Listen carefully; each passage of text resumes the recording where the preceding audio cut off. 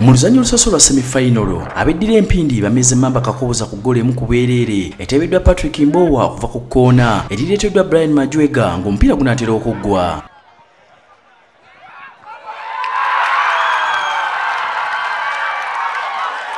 Balinze kuddingana okusalawo n'esso ga final nga ku lwokusatu abeddira Effumbe bazannya nkima mu luzanyo olusooka olwa semi-final ey'okubiri.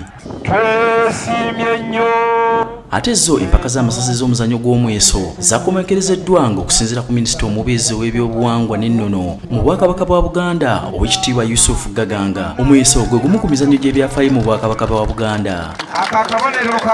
Ate era mu luzanyo gwa nkizo mu Bwakabaka bwattu nga gye gimu ku mizannyo Omuganda gye yasooka okuteekateeka okubeera nga gizannyibwa mu Bwakabaka buno. Amasaza 12 ge gavuganyiza mu mpaka zino ezayindidde mu bimuli bya Bulange Mmengo ng'essaza lya Kyaddondo lyawangudde engabo nga lyameza mawukuta ku luzanyo lw'akamalirizo.